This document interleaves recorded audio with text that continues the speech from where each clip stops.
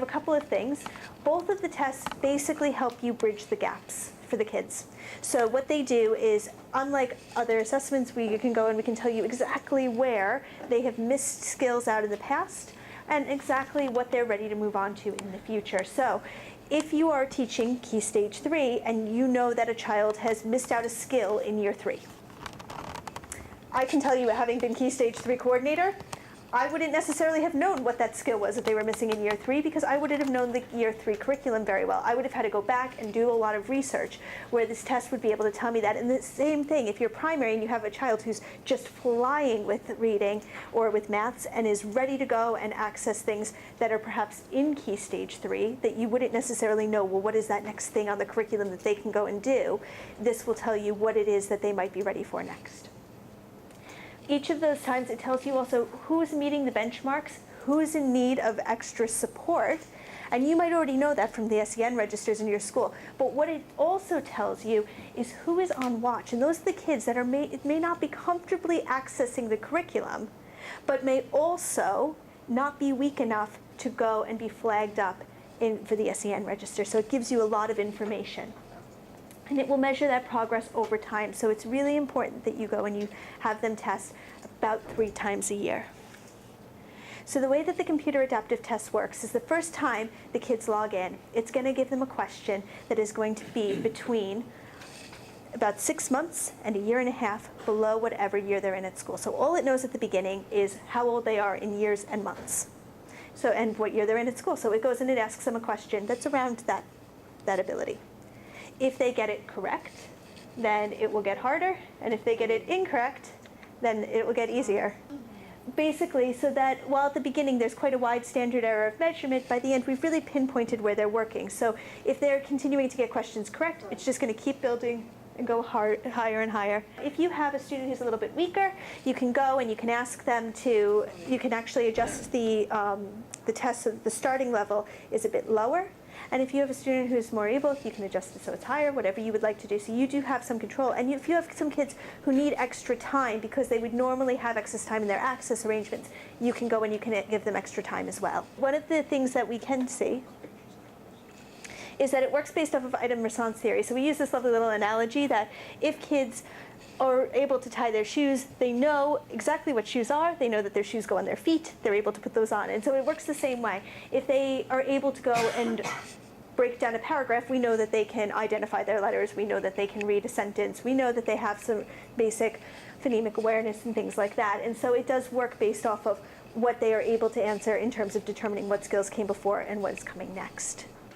So when you're preparing to take a test, you want to do a couple of things. The most important thing with this test, because it is computer adaptive, you want to make sure that you have created the perfect testing conditions, if at all possible. One of the things that somebody once said to me is that the test is only as valid and reliable as the kids are on that day. Because if I have a kid who comes in and goes like this through the whole test, by the end of it, I'm going to have a score. It's not going to mean anything because they've just gone and they've wasted 20 minutes or 5 minutes if they really rushed through it, and they've not actually done the test properly. So you do want to be aware of that. I know some of the things, some of the little tricks some of the teachers have used is if they're using the test, just getting them to follow whatever you would normally do for testing conditions. I know some of our primary schools, they go and they get the kids to put on either headphones or they put like a book up in front of their desk so that nobody else can see, to just make it feel a little bit more serious. And I know a lot of our secondary schools will do things like make the kids leave their bags in the front of the room and they have to go and carry nothing on their person and go and sit down, and they go through the same process they would do in exam conditions. Because you're only doing the test 3 times a year, the first time they tend to take it really seriously, and the second time they tend to come in and be like, oh, we've done this before. And so it feels a little less formal, and so you want to try to keep that formality. We have a few things that you can use to keep it formal as well. So we have things like pre-test instructions and things like that that you can just go and use to help make it feel that bit different. So some of the other things that we would suggest, just to go and make sure you're getting the fidelity of the test in place, is having a timer counting up to 20. Now some kids will find that they need more than 20 minutes, particularly the SEN students. And some students will be done in like 17 minutes because they're gifted and talented, or more able and talented, whichever term you use in your school, and they have just flown through it. And either way, we want to make sure that nobody feels like, oh, I need to rush because people are finishing, because that test is created, so it should take them about 20 minutes. The other thing that you might want to do is you may want to remind the kids that if they let the questions time out, that can be more useful. They're so used to, let's make an educated guess, let's try to narrow it down and then choose the best option. But actually with this test, it's better for them to let it time out, because if they let it time out, rather than it getting harder because they've guessed correctly, and then it getting harder after that because they've guessed correctly and giving them an inflated score, because they've had a few lucky guesses in a row, it will give them a more accurate picture of where they are at that time. And we do suggest you test all of the kids within a 2-week period, and this is because it compares them nationally. And so in order to compare them nationally, the closer you go and test them to one another, the more accurate the data becomes. So you can test them all within 30 days. More than 30 days apart, some students start having more instruction time than others, and it starts meaning that those comparisons are harder to make. So if at all possible, you do want to try to test them all within a 2-week window. So you want to keep an eye on the ones who perhaps were absent or who were having an off day, and just go and make sure that you get them picked up later. Yes? What do you mean by all children? Will it be just all the children in my class Yes. or in my year? Or just So the way that it's the project's going to work is you will have your class that you are going and using it with, whichever class, if you're secondary, whichever class you've chosen, and with primary, with obviously your actual class that you have all the time. And then there will be another teacher in your school who is also using it, who has already been nominated and that's been shared with Teach First, and they will also be going and doing the test with their children. So some of the things that we do want you to think about is just, is there going to be anything you're going to need to do to adjust the starting levels? Do you want to extend your time? How regularly will you test? You have to test at least 3 times throughout the year, but you may choose to go and use the test more frequently. There is no limit to how many times you can use it. So we have some schools that test half-termly. We have some schools where they use it with their SEN students to monitor progress. And so with those kids, they test them every few weeks, just to see, is this intervention I'm putting in place working? And so you will have different options, and you can use it as regularly as you'd like, but you must do it at least a minimum of 3 times a year. The questions vary for each time that there is in. Yes, so what happens is the first time they go and they do the test, it starts at 6 months to a year and a half below that point in school. After that, what it does is it picks up where they left off. So if they ended up with a reading age of 8 years and 2 months, or if they ended up with a math scaled score of 100, just let's say 101, we'll give it a little bit of a tweak there. And then what they would do is the next time it would start the questions where they left off, and they would then go forward or backwards from there. The important thing is that you do prepare the kids a little bit. Just remind them that this is a test, and a little bit about what it's going to be like, that the questions will get harder if they're answering them correctly, and that's a good thing. I found that my top set kids often found it very hard to do this test the second time because they were used to knowing the answers. They were used to always having all of the correct answers in their head, and they knew what they were, and tests were easy for them. But this test, remember, because it goes all the way up to the end of school, can go and measure quite high in terms of what they can do in reading or in maths. And so it might go and get very challenging, and that can be off-putting for a very able student who's used to being very confident and knowing all of the answers when they suddenly are getting about 30% of the answers incorrect, because it's testing how far they can go. And so it's often useful to just build those kids up and remind them that this test can go all the way up to the very end of school. It's a great opportunity for you to show off and to show us how far you can get, and that helps a little bit. And then also think about what time in the school day you're choosing to test them, and also what you can do if the kids have finished early. We're just going to jump over to the site right now. I'm just going to take you through how you can go and set extra time so you can actually follow along on your site if you've managed to log in. So the first thing I'm going to do is I'm just going to show you, you're going to see your site will look a little bit different to mine. You will see far fewer squares. It's just because this is our demonstration site, and we do have quite a few things that we go and we share. I'm just going to go and use Star Reading for this particular example. I'll take you through Star Maths as well in a second. But whatever you have on yours, if you click on it, and you click on Preferences, it's a really simple thing that you can do. So you have all school classes here, but underneath you should see that yours has a demo class, it should be called your school's name. We've created this just for the time being. It will disappear for next year, and instead we will have your classes in there. And if I just click on elephants here, you can see I can edit my classroom preferences. So if I go and I click into this, it's just going to go and it's going to have a password. This will show up before the kids go and start the test. It prevents them from being able to go and do the test at other times. It says admin, that's the default password, so when it asks you for a password, it's always admin. You can change it if they figure it out, and you can remove it quite easily if you don't want the password to pop up by just deselecting that right there and clicking save. Underneath where it has student preferences, if you click edit, you will be able to see that for all of these, I have the option to extend the question time limit. And if I click that, it will just go and extend it for all of them, but I can select it for any of the kids I know might be on the SEN register, would normally get extra time in their SATs or in their exams. Okay? And if I wanted to change the starting year, for example, Jake here is in year 4, if I know he's really working more at like a year 2 level and I don't want him to be put off by the first question, I can change the starting year to whatever year I want it to be. So I could just change it to year 2 there and click save, and then that's going to be it. That's all then ready to go for that class. Yes? Do we choose how much extra time they get, or just No, it will just double the length of the time for the questions. So basically for star maths and star reading, the time limits for the questions are different. For star reading, they have 60 seconds up until year 4. Year 4 and above, they have 45 seconds. So it just doubles that. And for maths, they have 3 minutes. Okay. And maths, it triples the time for them. Or for reading. Reading it triples the time. And maths, it doubles. Otherwise, you've got 9 minutes per question, and you have no Yes. child who's going to sit still for that long. So there we go. So you have all of that there. And it should, did anybody go into the maths one and have any trouble with this? It should have all been very similar. Okay. The other thing I'm just going to show you is this underneath here, you have a resources section.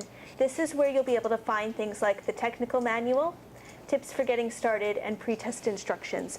If you only remember one thing from this bit, it would be the pre-test instructions. That's a good thing to start with. If you need something to make it feel a bit more formal, it will just give you some things that you can read out to the kids to make it feel more like an exam.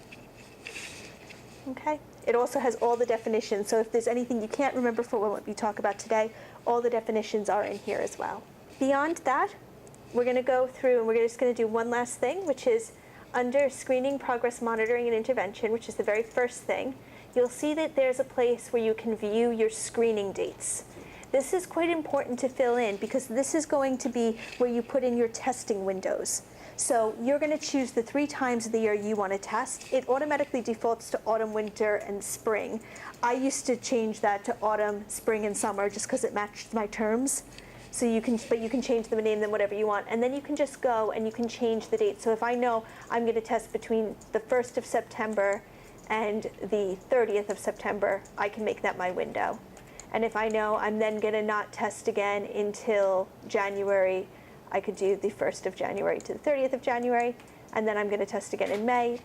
That's where I would put all of that in. So when you go and you work out the exact testing dates that you're going to follow in your school, we are going to give you some guidance as to when that should be, and you will get some information about that and reminders through the year. All of that will be available for you to go and edit. But it is important because one of the reports is reliant upon this being accurate. So you will need to make sure that you put in your screening dates. And that's just the window in which there's a really easy place where you can go and you can view passwords. Does anybody have an idea where it might be? It's in users, absolutely. When you go into users, you click view students. And then you can just go and select your class. So if I choose that elephant class and I click search, you can see I've got all of the kids listed there and their passwords are on a tab here. I found it really helpful to print this out at the beginning of the year and then have it there just as reference whenever I did the test. So if they forgot how to log in, they could. So at the moment, that's where my mock class, I would need to go and start for them. is just with these usernames and passwords. And you may want to make sure you give that out before you go and you start the test, just so that they can all log on a little bit quicker. What we're going to do is we're also now going to trial a STAR test so you can experience what it's going to be like for your students.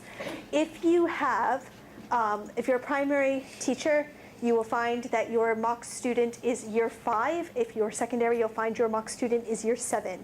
Now, we have not changed this so that they will start lower or anything like that or higher. It's just going to go and it's going to be the test as they would see it if all the preferences were the default preferences. So what you'll find is in your site, if you click log out and then you go to I am a student, you have the details on that sheet I gave you when you first came in to go in and try a test with your demo student so you can see what the STAR test is like. So I know one of the schools, they didn't have their site set up yet because they joined quite late. If you need a mock student, we can give you one. So.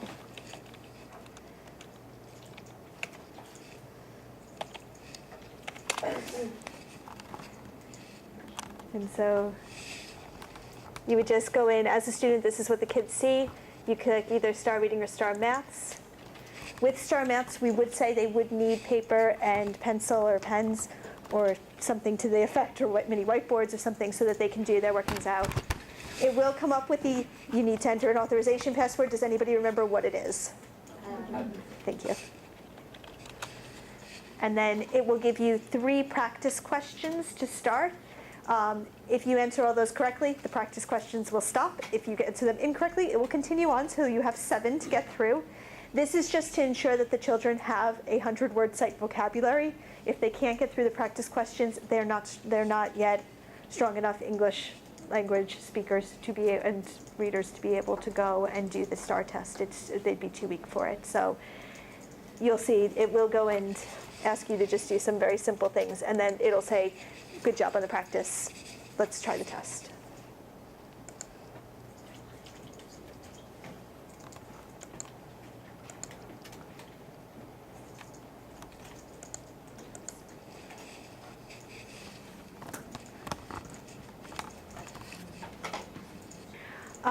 I'm just going to show you a couple of little features. You don't have to finish the test right now. If you really want to, you are welcome to, but I just want to show you a few things. One, you have the little clock that shows up at the top of the screen, which you can see is flashing on mine, which is warning me I'm running out of time for this question.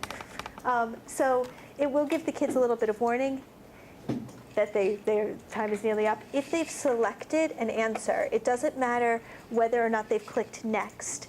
It will still go and take that as their answer, and so it will know if they've answered the question correctly, and it will still respond to that even if they've not necessarily clicked the next button.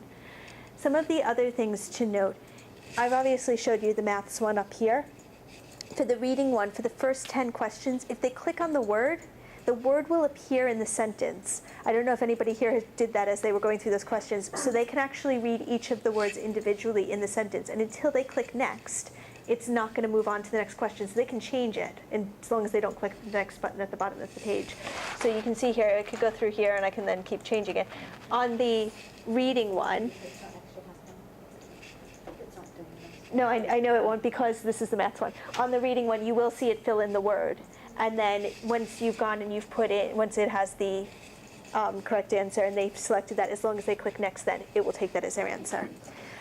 Questions 11 to 34 on the reading test, you'll notice have changed format. So they'll have a block of text, and then they'll have a question and 4 answers. And I can tell you from watching kids do this test over and over, their instinct, and I've watched teachers do it too, is to start reading the paragraph first. And actually what you'll find is they read the paragraph, then they read the question, then they read the answers. They forgot by that point what the answer was, so they go back and reread the paragraph. And then they go back and they look at their answers, and they go and they check their answer against the paragraph, and they read it a 3rd time. And so by the time they get done with a few of those questions, they start to get really tired. So it is really important that you just warn them. If they go and they read the question first, they will find the test a lot easier to get through. And also, with your SEN students who might really struggle with attention, if you know, for example, a child has attention deficit disorder and is going to really struggle to get through 34 questions or 24 questions of maths, you might want to go and pause the test and just give them a little break somewhere in the middle. We wouldn't recommend that for every child, but for the kids who are really struggling with being able to get through the whole test, you may just want to go and click the Stop Test button. And if you click Resume later, it will ask you to enter in that admin password again, and at that point, you can come back in at a later point, either later that day or another day, and finish the test. It's also useful to know if, for example, the fire alarm went off in the middle of when you're doing a STAR test, really inconveniently. If they just X out, it saves their place in the test, and when they come back, they can just finish it off. Okay? So I am going to end the test. And that's just going to take me back to the beginning login screen. And it will just do the same thing for the kids. As soon as they finish, it just takes them back out and says, all right, you're done now. So I just want to show you some of the things that are going to be quite useful for you when you are going and doing this. Does anybody have any questions about the STAR tests in either reading or math so far? Yes? Does it affect their score if they take longer than expected? No, not at all. If you gave them extended time? If you gave them extended time, it does not affect their score in any way. Yes? Is the plan for the group of children that are taking this test to do it 3 times a year, every year, so they hit year 11? It's basically this year we're just Teach First is trialing it, so it could be used like that, and yes, some schools do that. We have a few schools where they work very closely, the feeder schools with the secondary schools, the feeder primaries, and they actually transfer the children's data to the secondary school when they go into year 7, because then you have longitudinal data going all the way back to when they first were able to read independently, and it tells you what years they made huge leaps and bounds of progress and which years they had a little bit of stagnation, and it gives you so much more information about where their learning is sort of flourishing and where they're struggling a bit more. And so yes, you can use it longitudinally to look back at all of their progress over the entire time they were in school. So it is quite useful because it's the same test. It's one of the few tests out there that can do that. There are 3 reports I'm going to show you today, and I've given you a sample reports guide. Everything is in here. Some of them I'll talk about today. Some of them I will just let you know they're here, because there are a lot of reports in the system. I can tell you when I was teaching, I used 2. That was it, that I really needed to know straight away. And everything else were things that I would dip in and out of. And luckily, we have gone and we've tried to put together a training plan that will make it really easy for you to do the same thing. So I'm just going to show you very quickly, and you can do this as well. If you go to renlearn.co.uk/teach-first, teach-first, sorry, you will come to a hidden web page. So you have to go directly to this site. You can't search for it on our site. It doesn't work. But if you go to this hidden web page, you will find the Teach First project. And you'll see we have a few bits of information here. So for the summer, if I click on July, I can see here's all the information about the Impact Conference. And here are some resources to watch or download depending on what it is. So we have the import guide, which you will have had emailed to you, and the template, which you again will have emailed to you. We have an admin guide, which goes through some of the basic things we've talked about today. We have a PowerPoint called Preparing Your Students for Their First STAR Reading Test and Preparing Your Students for Their First STAR Maths Test, which if you click, will take you to a lovely little, oh, that's not the PowerPoint, that is the video, which I'm going to show you in a minute, sorry. So there's the STAR Maths Test PowerPoint, and it'll take you to a little PDF that you can show the kids before they go and they take the test for the first time, that just reminds them of the key things that they need to know. It's very, very short and sweet and just tells them exactly what they need to begin. You'll also see that we have some information about for primary and secondary and maths. We do want to make sure everybody has their data imported and their characteristics set up, and we're going to talk a little bit about that later on. But if anybody is struggling with that at all, you do also have all of this support available, which is you can contact me directly, and if I'm not in the office, one of my team members will come back to you straight away, or you can go and you can contact me and set up a telephone training session where we'll take you through some of how to actually import your data and do anything that you might be struggling with. We also have live chat support, which is available on your site. So if you were logged in, which I'll just come back in. You'll see in the top right-hand corner, when it's during regular office hours, there's always live chat support available between 8 and 5. What you'll also see is that you have training available in the future. So in autumn, you'll see in September, we're going to have a webinar. You can click here to book your place already on this webinar, and we will send you details about how to log in. We always go and organize them so they're after school hours, so they shouldn't interfere with any of your teaching. And also, we try to keep them quite short, so we have it scheduled in for an hour. We normally do a 45-minute session with 15 minutes for questions, so if you need to leave early, you still have that option. And then we will also go and we will record all the webinars. They'll be available to download and watch later if you need to.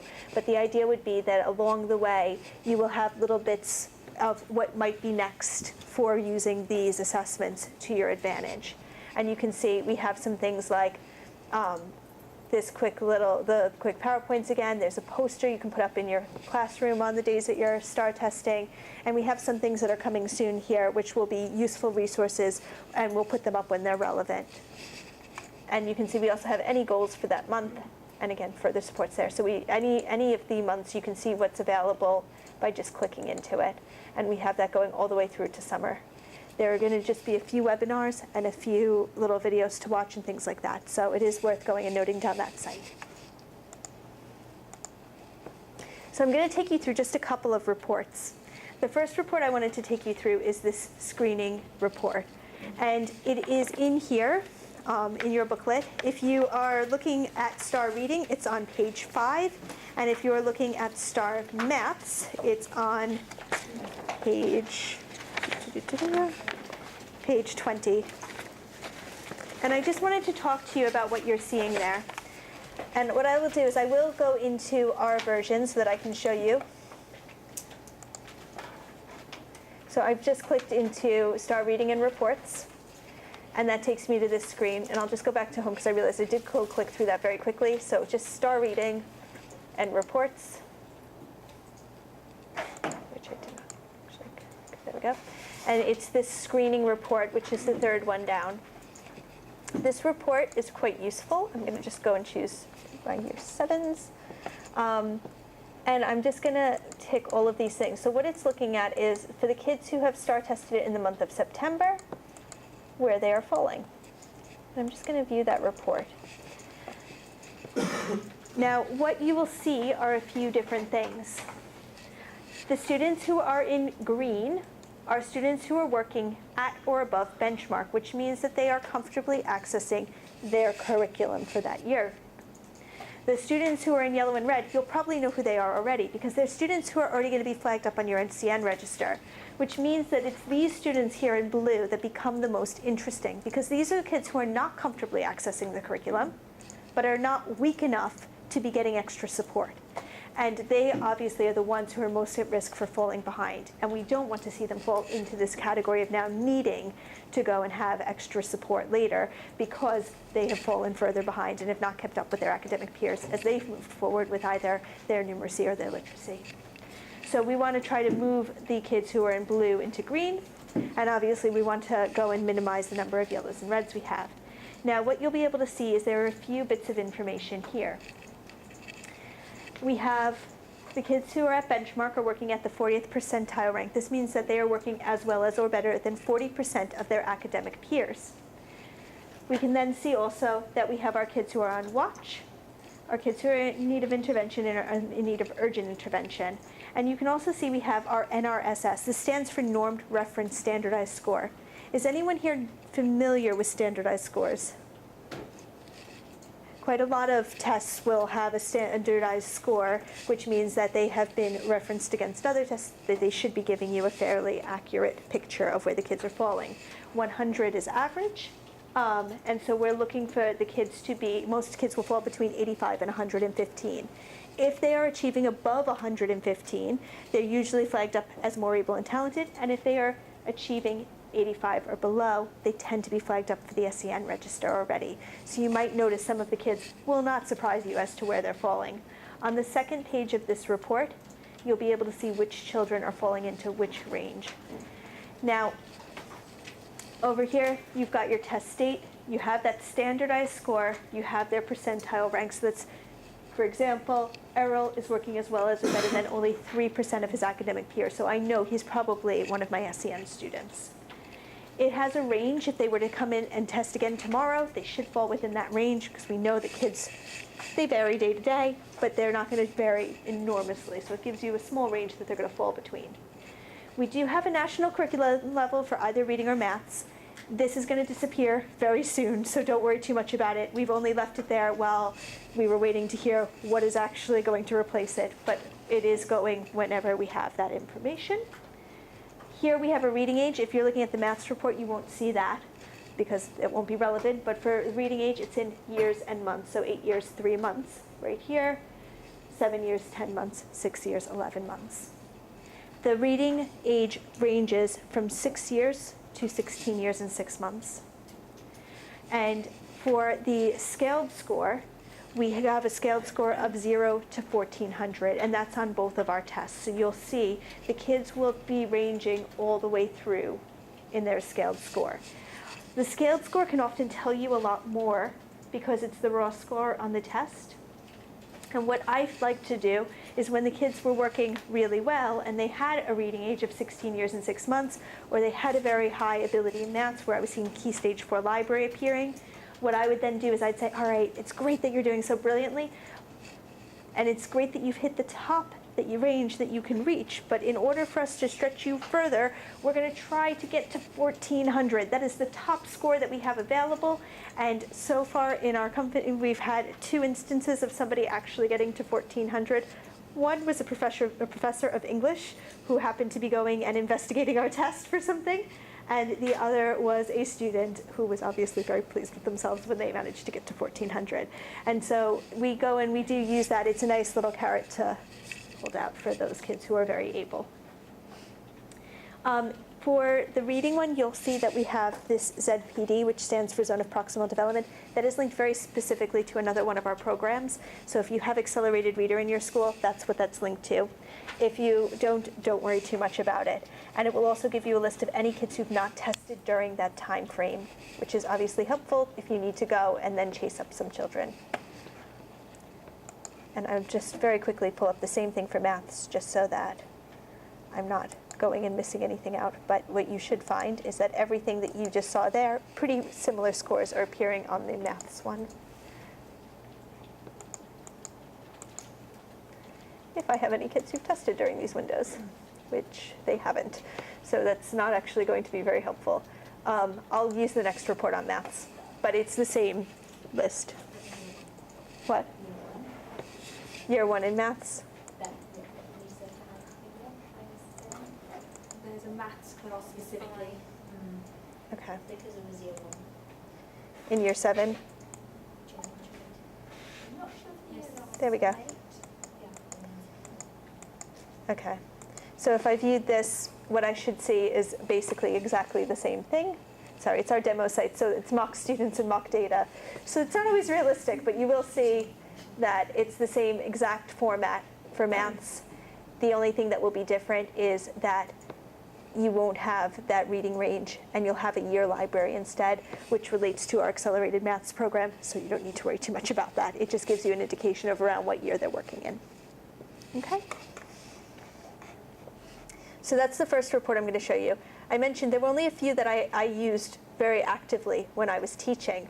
And so this is one of those that you might find really useful. There is a growth report, again, very easy to pull up. You just go and select which half terms you want to compare. So if you start tested in autumn 1 and then start tested again in spring 1, you would just select those things and then click View Report.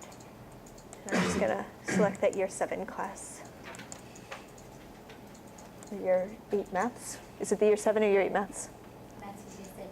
Did you mention about pre and post test? Okay. I will change. I'll keep it. If you do pre-test, post-test, if you just leave these as they are, basically it'll just pull the earliest test and the most recent test for that child. This was the report I used the most when I was teaching. I obviously ran it for English, and you can see that when I'm running it for maths, it's giving me that same information. It's just saying, here's the before, here's the after. This child's gone back, this child's moved forward. If I saw somebody go from a year 6 library to a year 2 library, or if I saw them go from a reading age of 16 years and 6 months to 10 years, I might go and say, I don't think you may have taken this test very seriously. Perhaps we need to try it again. Because you will have those kids who occasionally come in and just see if they can get away with just clicking through and not actually doing it properly. So watch out for massive dips like that, because it means they probably haven't tested it properly and they just need to go through and try again. But you will have all that information there. It just gives you the before and after, and it will calculate for you any changes in scaled score. And if you're on the reading one, it will also calculate the change in reading age in years and months. The third test I'm going to show you is the summary one. And this one we're going to do a little activity around. So if I just come back over here and I click select a different report. I'm going back to reading for a second. And I'm going to click on summary. Summary one is the only one of the reports that you can rank.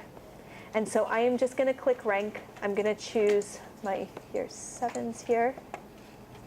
And I'm going to click view report. Now the summary report is also in here, and we're going to do an activity. So I'm going to ask you to find your summary report, which for reading is on page 8.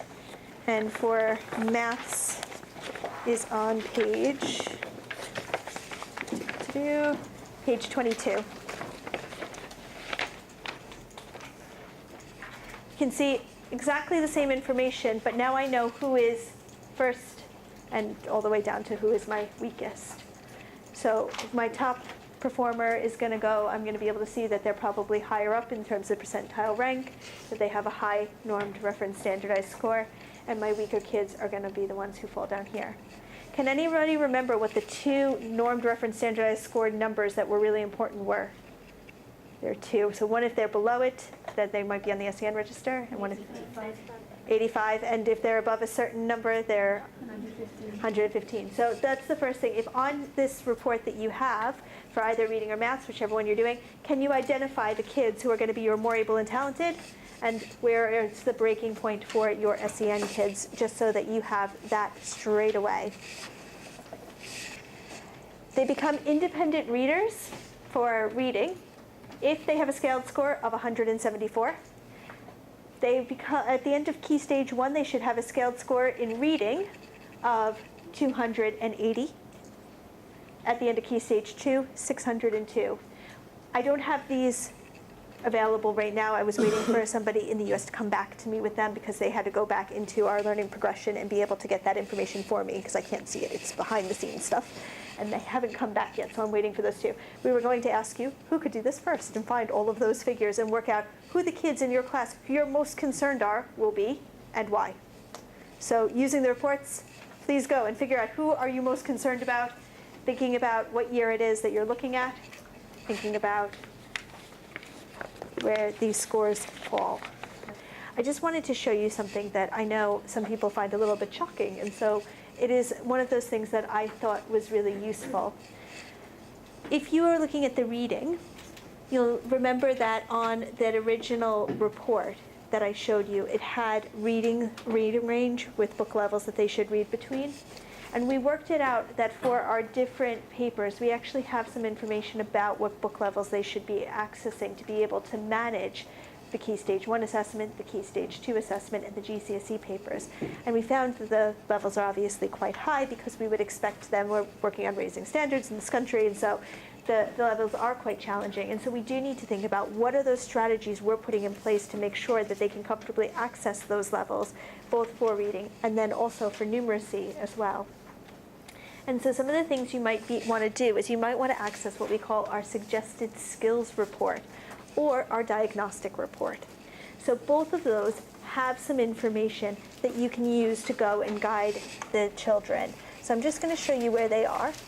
So I'll go into STAR reading again, and under reports, you'll see the very first one is diagnostic, and I'll do this again for maths in just 1 second. If I just go and click view report, it will bring up each of my children in my class, and it will give me some suggested things that they might want to do next. Now, these are just some places to start to give you an idea of what might be helpful. And some schools do like to talk about these skills on Parents' Evening with parents, because it can give them a place to begin to go and get parents involved as well as everybody else. So here I can see for Jake, it's telling me, first of all, his time to take a test. Does anybody know why that might concern me? It's very, very quick. And so I might be a little bit worried that he hasn't taken the test properly. And so I might want to go and retest him to make sure that that is actually an accurate reflection of where he's working at. And you can see for optimal reading growth, Jake needs to do the following things. And so it's just a place to start out. In terms of maths, you'll see it also will give you some just very basic information. You'll find that there is a similar report that's going to give you that same sort of information to just get started with. So here I can see that the pattern of Ross's answers suggested that he or she responded to the maths question using the same letter key and possibly did not carefully consider all of his or her answers. So it's telling you straight away, perhaps this child hasn't tested with fidelity. So it will go and let you know. With the maths test, it doesn't give you the time. With the reading test, it does. It just depends. Each one will indicate if there's a bit of a concern there. Below, you'll be able to see where they're working. And in this one, rather than giving you those specific recommendations, it kind of gives you an idea of where they're working within certain objectives. So it's just a little bit different. The other one that you might find helpful, we're going to do a lot of work on later this year. We'll have some webinars around it. But we have a reading dashboard and a maths dashboard. And when we click into these, it can feel very overwhelming. And so it's something that you may not want to go into right now. But later on this year, we will go and take you into it. And basically, that is tied directly to the new national curriculum. So the National Foundation of Educational Research, they put together these learning progressions, which basically is where they go and they do what any good teacher does. They unpack the standards. So they look at what are the end of year expectations or the key stage expectations. What are the steps that they need to take to get there? Which order do they need to learn these things to help them get to where they need to be and to make sure that it is a simple process for them. And so it just unpacks that, and it gives you key skills. The ones that have little double arrows next to them are the focus skills that they really need to master before they move on to anything else. If you're also looking for other things, if you do have Accelerated Reader in your school, which I know a few of the schools do, you do have then the book levels, the reading ranges that you can go and you can move them on to. And if you want, you can also, even if you don't have Accelerated Reader, you can go and find out what book levels the different books are by going to one of our web pages, which is free to go to. It's called AR Book Find. And if you go and type in arbookfind.co.uk, you'll be able to go onto that page and you can basically type in any book and find out what book level it is. And so you can still go and use sort of that as guidance to help children access the right books. And you can also use it as with your own intervention. So you might find, actually, I'm doing this particular program with my children, whatever it is. I want to see how well that's working to go and move them forward in their reading ages or move them forward in terms of their math ability. And you can go and you can use our tools to go and track that. So these are some of the reports that are available for student progress monitoring. And if it is something you're interested in, we will do a webinar or we'll have some videos on it later on this year. And so you'll be able to go and find out a bit more about that if that is something that interests you. There's a lot that the system can do. This is a really small portion of it, but it just gives you an idea of where you're starting. So if you're using the program in your school, it really is just, you can make the most of it as you'd like. You can use it as little as you'd like. We would obviously encourage you to use it as much as you possibly can and get the most out of it. But you have a lot to go and access. You can choose from the different reports. You can go and take a look at how the kids are responding to things. You can take a look at who your on-watch students are and target them. You can focus on those suggested skills or the diagnostic report and use those as starting points for your children.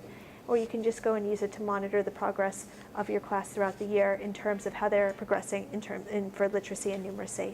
So whatever you're using it for, we have a few options. And we just would say that our non-negotiables to make sure that you end up with the results you're looking for are to make sure you test with fidelity, and we will have some resources available each time it's about to be another STAR test to just go and make sure that you can jog the kids' memory about what they need to do to make sure that they're prepared, that you do go and analyze your data, and we will help you do that with the webinars that we host throughout the year. You'll be asked to bring different reports to those, and we will help you break that down and make sure you're getting the most out of it, and then to intervene and monitor. So whatever you are going and finding out from this data, as long as you're doing something from that point, whether it is going and using one of our interventions or using something else in your school, that you go and you check to see how that is having an impact. And so all of that is available. If you want to get in touch with us, you have my direct line there and my email address. We're on Twitter and Facebook as well. And you can obviously always go to renlearn.co.uk/teach first, and there is my contact details on that page. And there is also contact details for Teach First.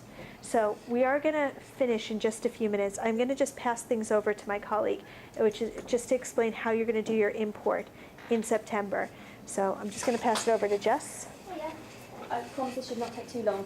If you do leave this here, when it comes to your data import, there's a guide in the app, and what you might also like to do is either drop us an email with a time of the day where you'd like to actually speak to us, and we can talk you through the process over the phone. Or, there's usual like that, we just scribble down a day and time, and we just get something scheduled now, so whatever is easier.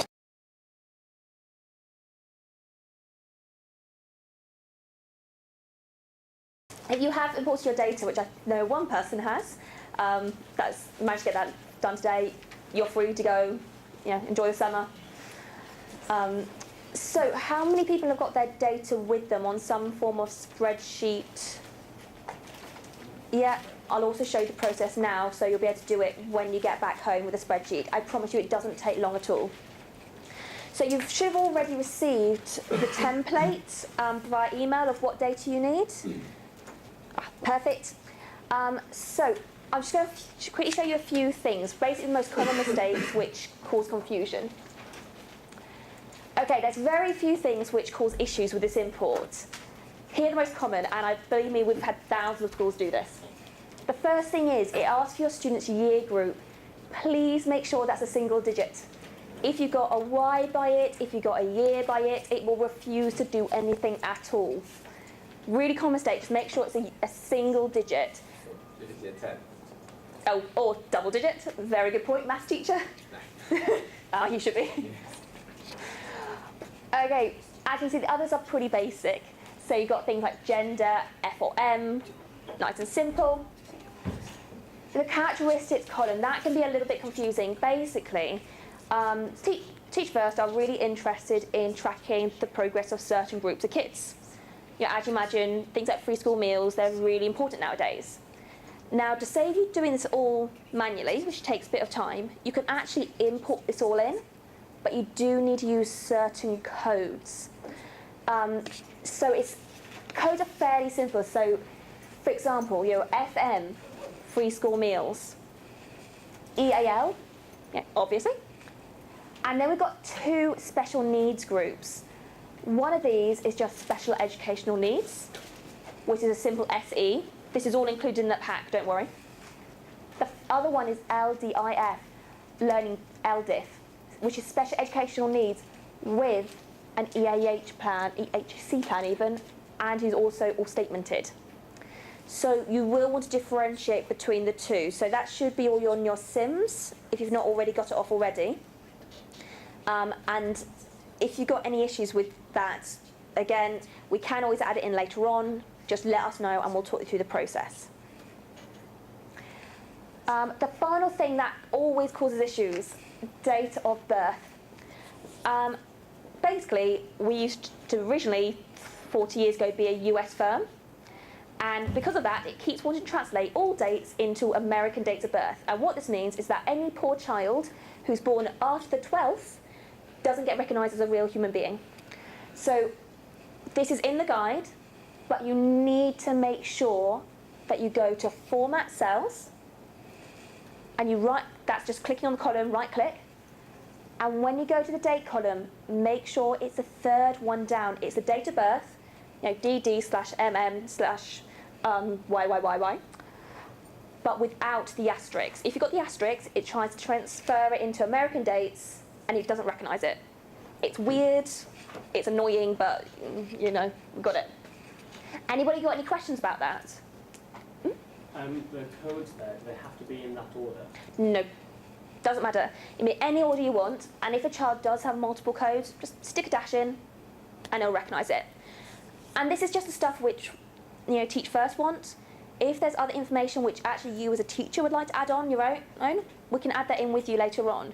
So if there is a special intervention, or you're really concerned about the balance between the boys and the girls, anything you want, we can basically set up filters and get all the data you need. So it can really be personalised a lot.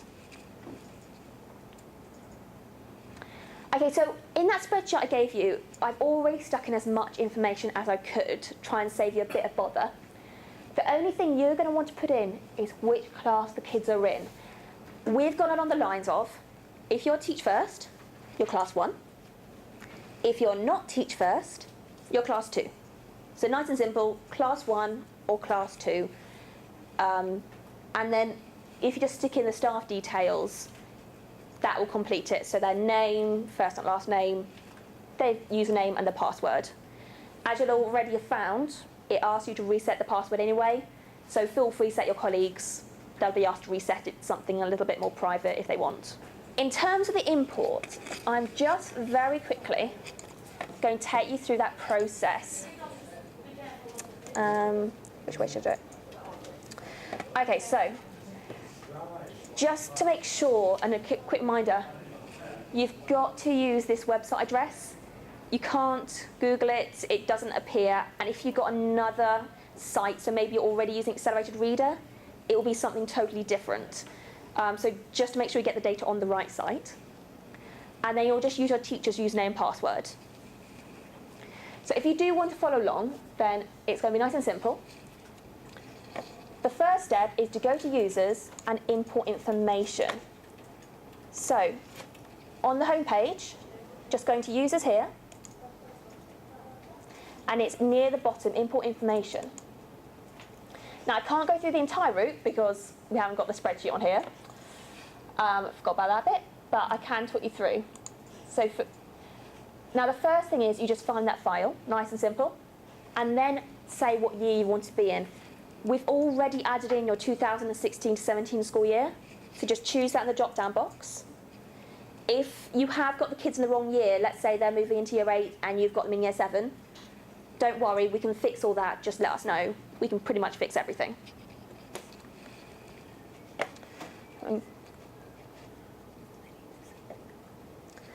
So the next page is, and it's going to guide you through this, is it's just going to say, okay, that first row, is it child's details? Yes or no? No, it's a header, just move on. This little thing will just guide you through. The next bit does throw people. It says, what information is in each column? Basically, it wants to make sure it recognises the students as students and the teachers as teachers, or personnel in our case.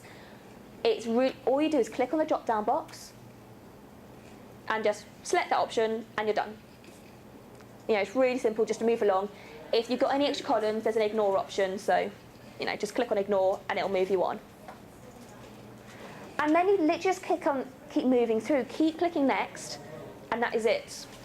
So it sounds a bit daunting task to put data on, but I promise you it's really quick, about 5-minute job.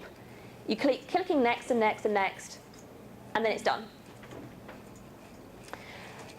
So what you'll end up with is hopefully a class which has all been imported in absolutely perfectly. So there's only 2 places you might like to check when you've imported it in. The first thing is you want to check your kids have gone in correctly. And do you remember where you found the usernames and passwords? Yep. And you got view students. And you can come into here and you can check that your 6B or class 1 or say has gone in fine. If you want to check any children's details, you can just click onto their name and you've got a little details tab. and I can check, yep, they are definitely female, they've got the right date of birth. I can go in and check the characteristics or edit them if you made a mistake, that sort of thing. So just go into students and check, you'll be able to check that's all fine. The other thing that's really important to know, if a kid joins the school, say, and you don't assign them to you as a teacher, they cannot use a program. A child always has to be given to a teacher.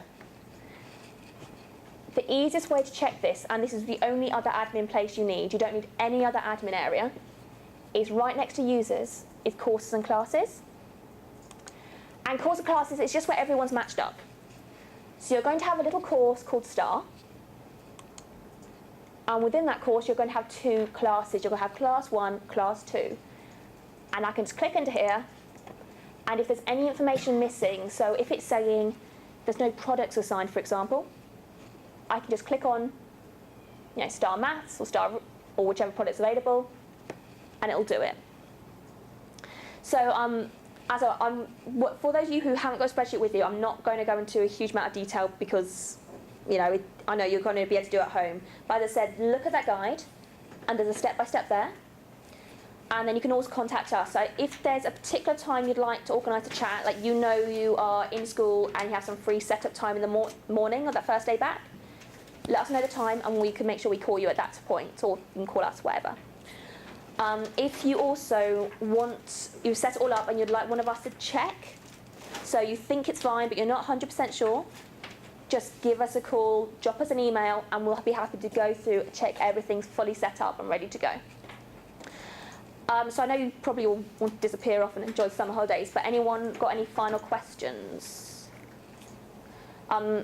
Just really quickly, on all of these, you've got their names, but I think on the thing Yes. it says that they should be anonymous. Is that? Yeah, basically, Teach First don't want they can't have any kids' data. So actually, really, really important, when you print out the usernames and passwords, or when you've got your spreadsheet, make sure you put the real kid's name next to them. Otherwise, you're going to have a lot of fun trying to work out who's who. So I'd recommend maybe printing that spreadsheet or saving it with the real children's details. Or, as Lauren showed you, you can print out usernames and passwords, and again, scribble that down. I know it's a bit of a pain, but yeah. Do we enter the names? No, I'm afraid it has to be, your school one, your school.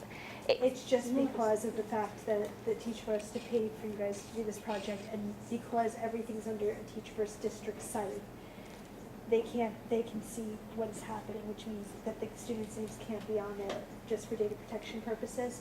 So you'll have to assign them each a number, unfortunately. Yeah. Which I know we don't want to think of our children as numbers, but you will have to just for this thing. So they'll be. I know, for example, we have Woodside here, Woodside 1, Woodside 2, or Kingsmead 1, Kingsmead 2, and you'll number your kids off, and then they just need to remember that.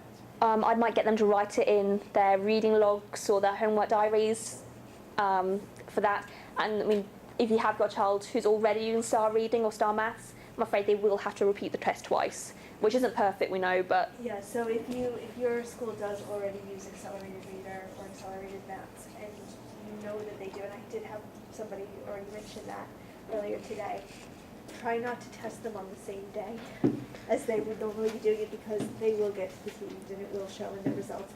Try to pick a different week and just run this test with them. So it will be the only time, the 3 times a year, we will prompt you that it's around now that you should start testing your students. We'll send you reminders, you don't need to worry too much. And we'll also send you reminders that things are coming up for training, or Teach First will contact you directly and remind you that there's training opportunities.